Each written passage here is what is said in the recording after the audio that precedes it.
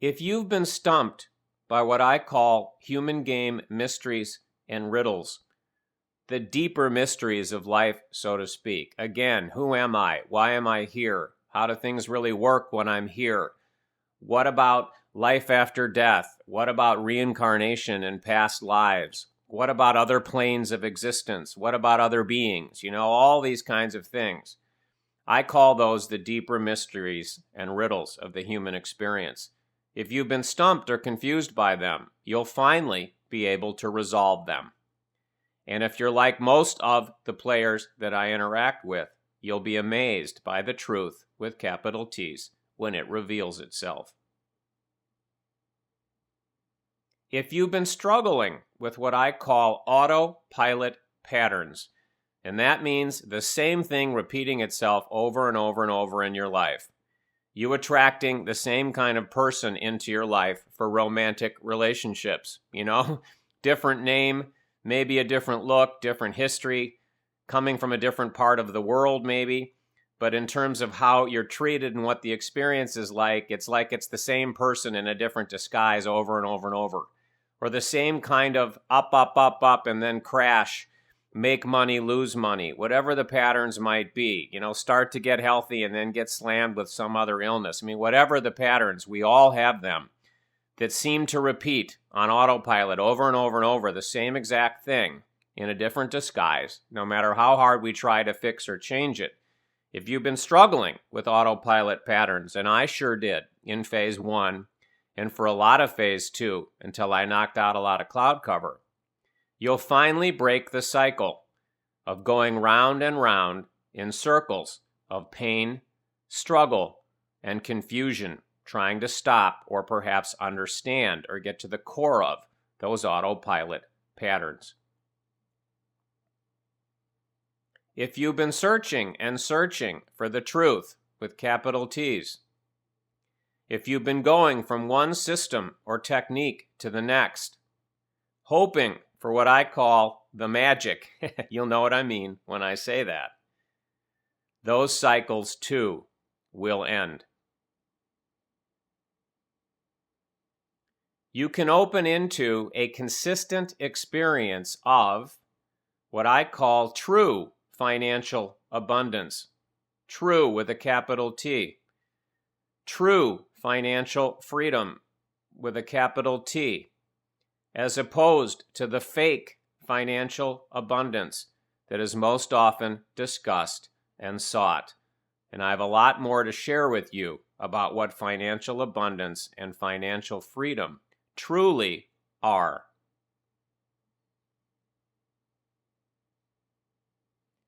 You have the opportunity to thrive in your own uniqueness, as I call it. And this image here really telegraphs that in a very dramatic way. You got all these white, gray, whatever it looks like to you, balls, and then one red one that's very, very unique. Now, if you ask most people, what would you really like if I was a magic genie and I was going to give you 3 wishes or 5 wishes or whatever, and I said, what would you want? The average person would wish, for something that is present that's bad, so to speak, to go away. To lose weight because they think they're too heavy, to have a health problem go away, a limitation go away, to have more money, to make their business more successful. It would be those kinds of things. And then if you're one of those people I mentioned earlier that have a passion for truth and enlightenment and spiritual awakening, then the wish would be for that. And they're typical kinds of things that tend to be the things that we're focused on, the rabbits we're hypnotized by, all the kinds of things we've talked about.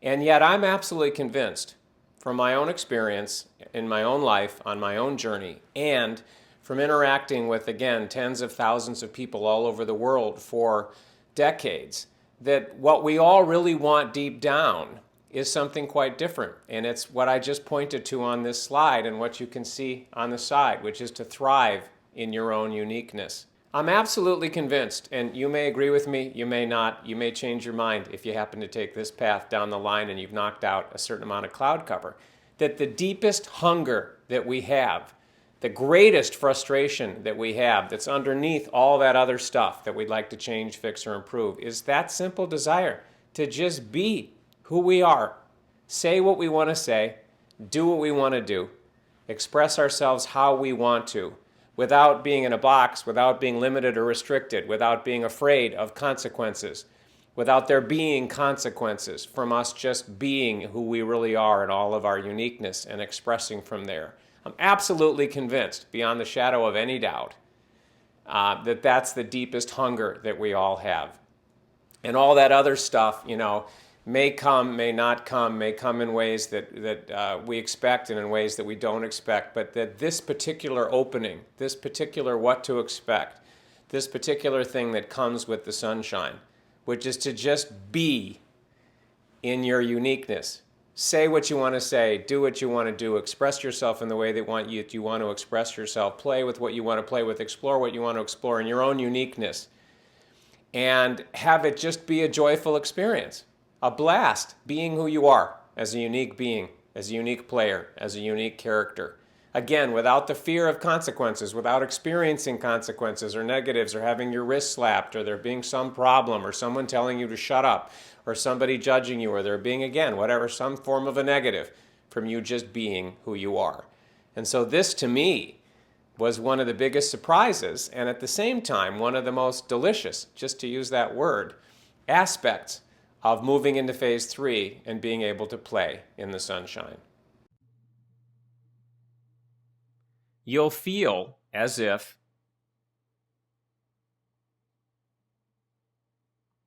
a switch has been flipped, and there's now a new force, if you will, that's driving your life and everything that you experience. And the impact of those changes, of that flip of the switch, will ripple through every part of the human experience that's part of your unique journey and story.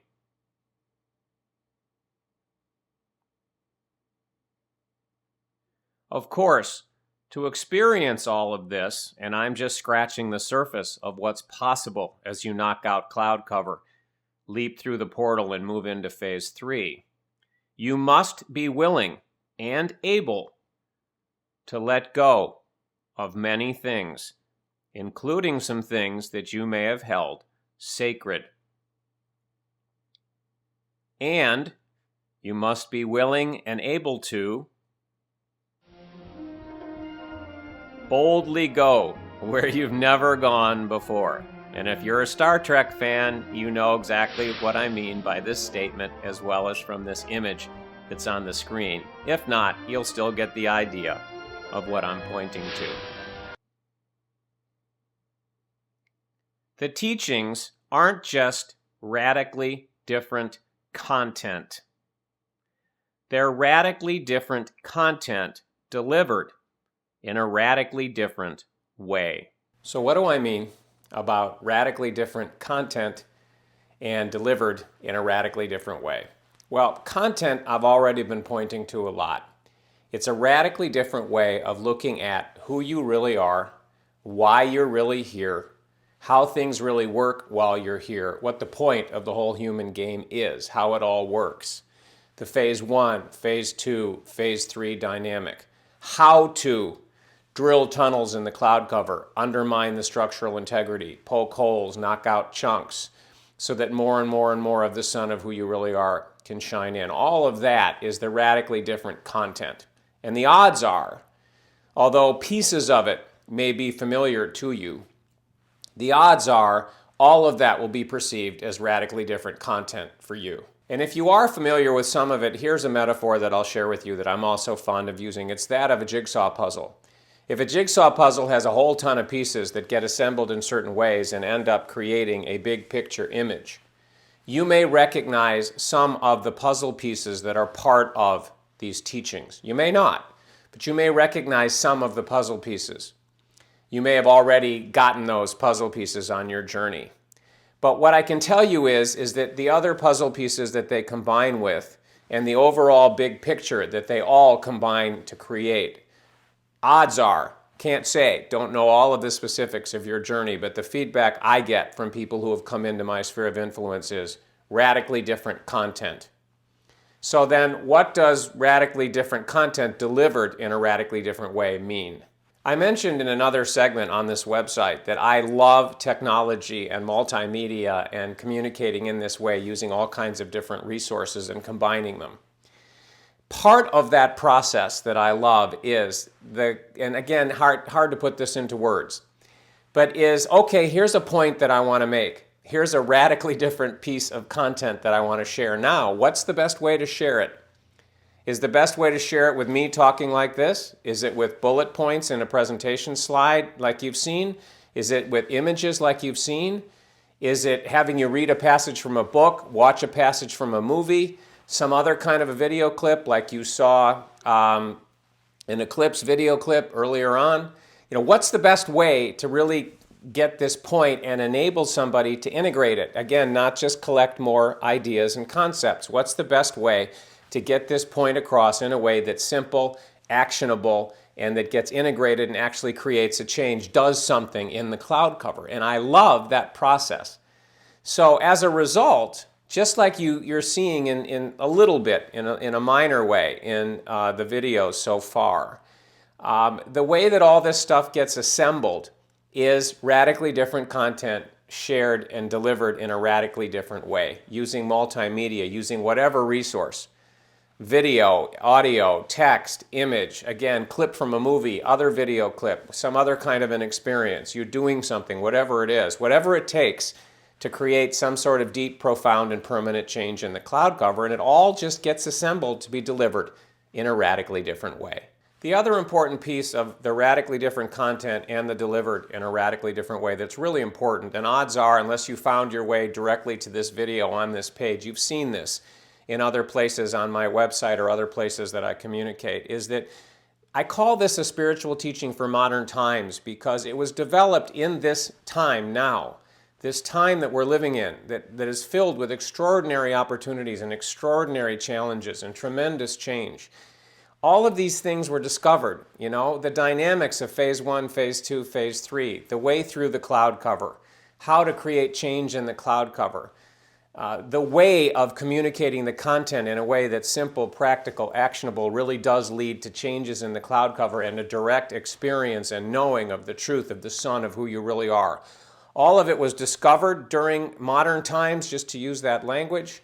It was honed and refined and sharpened, and it got feedback from me teaching and coaching and interacting with tens of thousands of people all over the world to refine it all, and developed and evolved, so to speak, to be more and more effective, just to use that language, right now in these extraordinary times, built out of me struggling with things in these unique times, seeking truth with a capital T in these unique times. So it isn't something that was thousands of years old.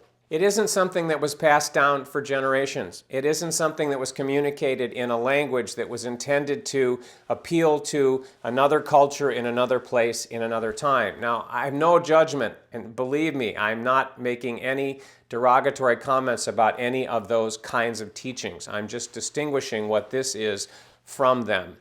This is a teaching that uses a language from now, that uses everything that's going on now as raw material and communicates it all in a way that's simple, actionable, that leads to results, that leads to profound change in the cloud cover now. And I have become convinced, and I could talk to you for hours about this, that when these kinds of things happen, it's always different. Something that happened thousands of years ago was meant for then, and it may have relevance now, but it was meant for then. And what's relevant for now is relevant for now. And so that's the other piece that I've made very clear and I've repeated over and over and over. It's a spiritual teaching for modern times, created in the modern times, honed in modern times, communicated in a modern way that all leads to simple, practical, actionable, true transformation, deep and profound shifts and changes in the cloud cover, and the ability to open into, just to use that language, a direct experience of the Son of who you really are, from removing the cloud cover, the blocks that have been there, to you experiencing who you really are and your natural state.